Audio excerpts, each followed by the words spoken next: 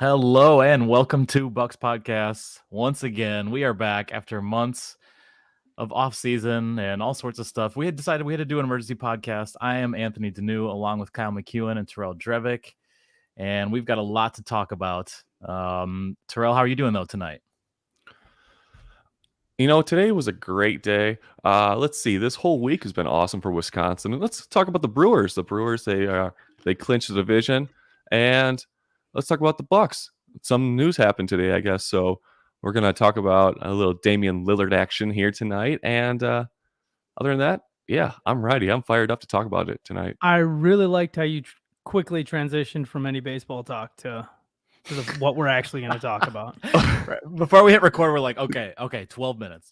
And Terrell's like, let's talk about baseball. That was a teaser. Okay, so Drew Holiday got traded from the Bucks, and more importantly, we got Damian Lillard. This is wild stuff. There had been hints the last few days that the Bucks were still in it. There had been rumors along the way, really the last few years, about Lillard and Giannis wanting to be playing together. And now we're even hearing from Chris Haynes that there have been talks of Giannis asking Dame to come to Milwaukee, Dame asking Giannis to come to Portland. And we see that Giannis has now won out. This is just wild. I guess when thinking about this, I wasn't sure I wanted it to happen at first because I was like, well, if they do get Damian Lillard, they could give up all their young guys, Pat and Bobby and the picks, and end up not giving Drew away and moving Drew to the shooting guard, which puts them at an incredible lineup. But obviously the Blazers were not going to have that, and Drew Holiday had to be included in a deal. And defensively, that was my worry. But when Terrell texted me today that we got Damian Lillard, I couldn't help but just have this immense excitement about what's going to happen this next season. Kyle, what was your thoughts? Okay, what matters are the Bucks a better championship contender now? Hard to say no. I would say yes. They absolutely are. You've got Drew Holiday, as good as he was on defense and as impactful as that was, having Damian Lillard out there as one of the best three-point shooters or threatening deep three-point shooters in those clutch moments to play next to Giannis, the best interior defender of this era, and best interior offensive presence. Sorry. Sure. You just wonder, is this going to take both of their games to another level, having each other to help them keep the defense away from them and to open up the floor more, to give them a little bit more space to do what they need to do. So that's what's really matters is does this make the Bucks a better championship contender? And I think it absolutely does. Yeah, you got to look at the style of play that Damian Lillard likes to play, too. It's a lot of pick and roll action, but he's also really good on ISO situations when it comes to off the dribble, too. And just think about it, too. We should really run the numbers on their fast breaks, the Bucks did last year, where they ranked in fast break points, because I'm pretty sure they were at the bottom of the league. It's the style of offense they play. Drew Holiday, he's more of a control kind of guy. I'm going to set the pace. We're going to kind of slow it down here a little bit, look for a good shot. Now, Damian Lillard, I'm pretty sure he's going to try and push the ball this year. That's going to be a different wrinkle for the Bucks. I'm excited for it. I think we have a lot to look forward to this season. And to anybody who is butthurt about Drew being gone because you're a big Drew Holiday fan, I get it. There's lots of things to love about him as a player. But as soon as Drew Holiday mentioned the possibility of him retiring at the end of this contract, which is after this year, the Bucks were right to be looking for a way to get rid of him and get something back. Because Drew Holiday at 34 years old, with the kind of character and history that he has as somebody who is a family man, a deeply devoted guy, it would be easy to say at age 34 that he might be one of those cats who decides to hang it up early. And if the Bucks knowing that was a possibility, if he's going to mention that out loud, even though we had that PR story just yesterday from the Milwaukee Journal-Sentinel saying how Drew Holiday wasn't really going to retire, he wants to sign an extension. Well, cool. You know what you can do after you sign that extension?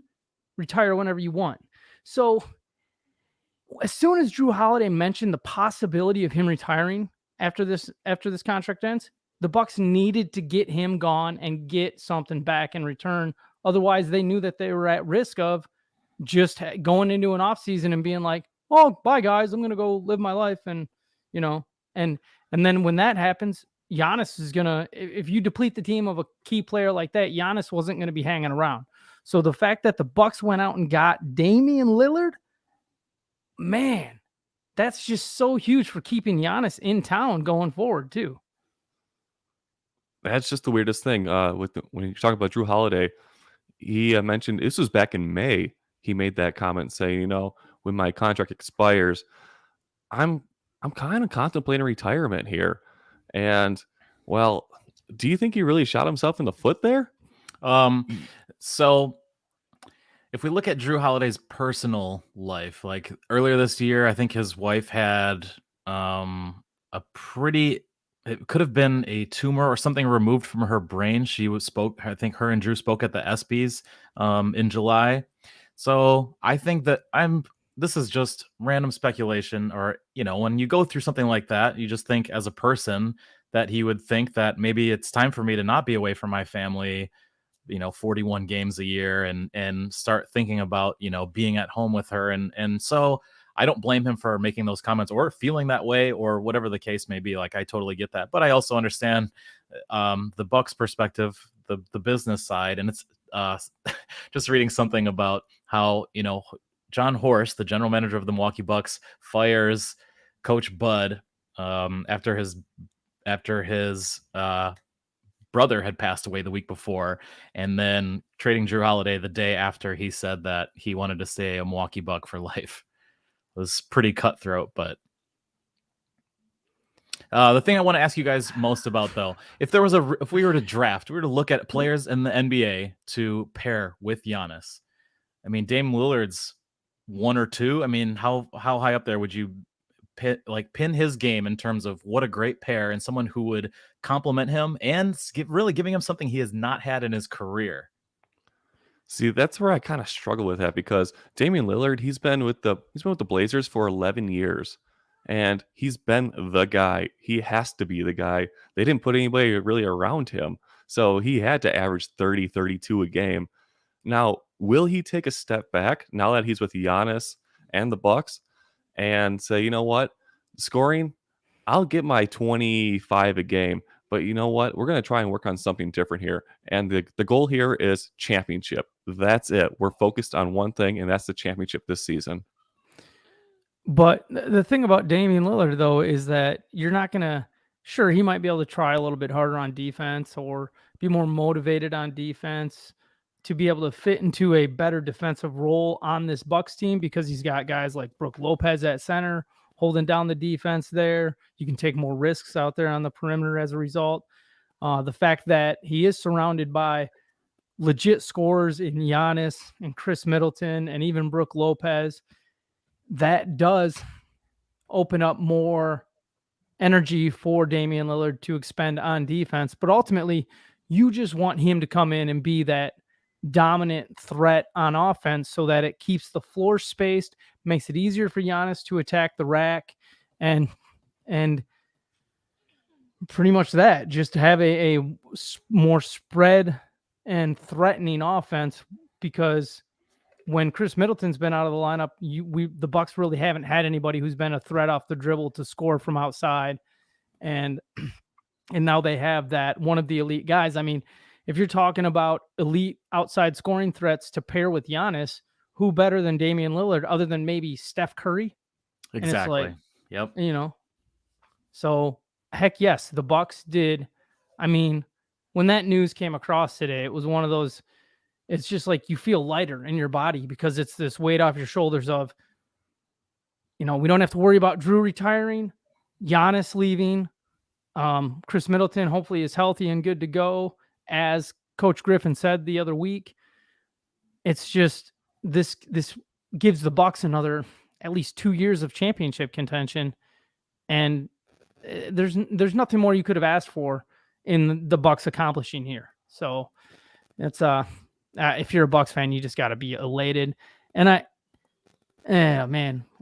we made too many excuses for Drew earlier. Look, once he said that he was going to retire, he might retire Sure. after this year. Like, I'm sorry, you got to get that guy out of here. And there's a lot of teams that wouldn't have made that decision. They would have been like, he's still so good, we're going to keep him. And it's like, no. Or he won a title with us. We're going to Yeah. honor him and keep him the rest of his career, things like that. It just seemed like the Bucks had the right pieces to move at the right time. You talk about Drew Holiday and his $35 million contract. You also talk about a guy like Grayson Allen, who's been in trade talks multiple years when he was with the Bucks, and he had an $8.5 million contract. And it's like, okay, we have 42 million, 43 million, and Damian Lillard, he wants 46 million. It seems to be a perfect fit. I don't know.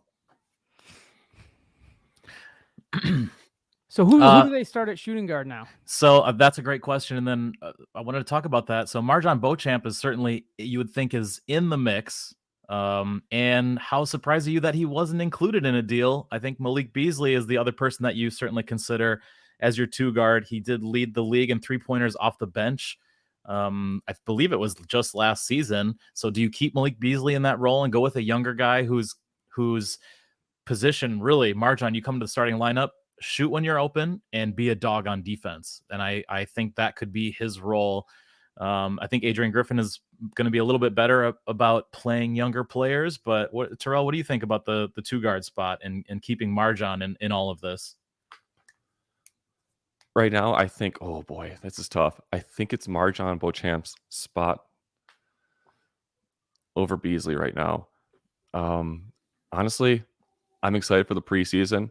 I think they're going to throw some wrinkles in the lineups, but you got me on this one. I hope they take a look at the Bobby Portis big lineup with Giannis at small forward and Chris Middleton at shooting guard. I think that would just be so dominant. I would love to see that, but Malik Beasley at shooting guard is that's like the most obvious or easy kind of plug and play thing, because he's just a shooter, a 3-and-D guy at the shooting guard spot. Kyle, bringing up the jumbo lineup is really interesting, especially when you consider the amount of perimeter defense the Bucks are losing with Drew, going to Dame. Does that, that puts more pressure on Giannis, and maybe Griffin's going to have a different season where a different idea, different strategy to put Giannis on more perimeter players and things along those lines, instead of like hiding him off ball on weaker defenders to play more help defense and get into those, those situations, to have Giannis actually guarding top tier players more so on the perimeter. Maybe if you do go with that jumbo lineup, I think that's interesting. Yeah. And Beauchamp makes sense for his theoretical defense, and any improvements that he makes as an offensive player. Is it Andre Jackson, the rookie? He's a guy who from is UConn. We're big on him, I think. Yeah, They brought him in because I'm pretty sure they plan on him being in the rotation most of the season as a rookie. He's got good size. He's more of a facilitator and an extra ball handler, defensive dude, versatile defensive player who could, he's not an outside shooter, but it's the Bucks wanted to try to bring in something else this time around to see if just having somebody who can make good, smart, high IQ plays out there on the court is better than maybe having somebody who is just a standstill shooter. Well, yeah, and also I think the Bucks not having a really true point guard until making this trade, of course, with Damian Lillard, says a lot about how the Bucks, I think, feel about Andre Jackson and his potential playmaking ability. They did bring in Robin Lopez, which I was like, why'd they even add that depth? Maybe that is because they plan on going big a little bit more this season. It'll be really interesting just to see what Adrian Griffin does with the minutes distribution, because we're so used to Budenholzer keeping all of the core players at 34 minutes or less per game. And Damian Lillard has traditionally played 36 minutes per game. And so now does Lillard come in and say, look, that's what I play? Because usually if a star player determines that they want to play a certain level of minutes, they do, unless you have a coach with clout, like a Budenholzer come in who's done it, been to, been deep in the playoffs before, had, Yeah. he came in with that leverage to be able to say to the Stars, like, look, trust me, we're going to do this to conserve you throughout the year. Now is Adrian Griffin coming in and being like, we're done with this, like, taking it easy crap. Okay. Yeah. We're going out there every night ready to kill. And if that's the case, you could see, we're either going to see Damian Lillard play a couple less minutes per game, or we could start seeing the result of a player who comes in and demands big minutes. Maybe Giannis then plays 34, 36 minutes a night. Well, and do you know what kind of stats Giannis could put up in 34 to 36 minutes a night after he's been playing 32 to 33?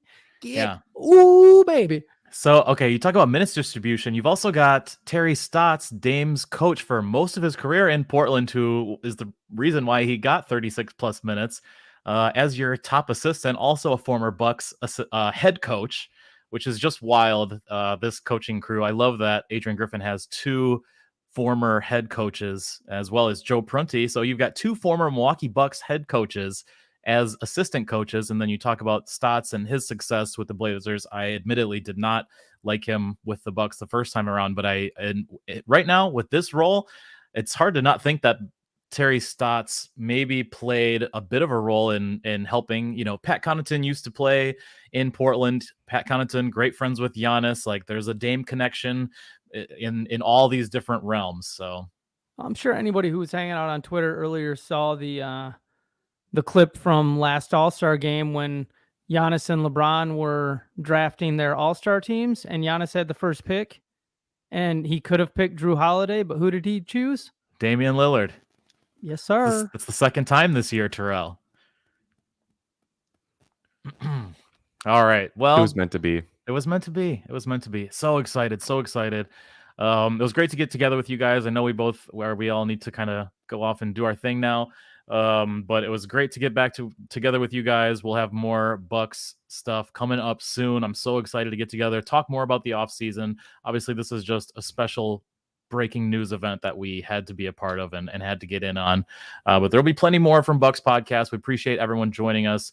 Please like, subscribe, rate, review, comment, all that jazz. We appreciate your feedback. For Kyle and Terrell, I am Anthony, and we will see you next time. Thank you.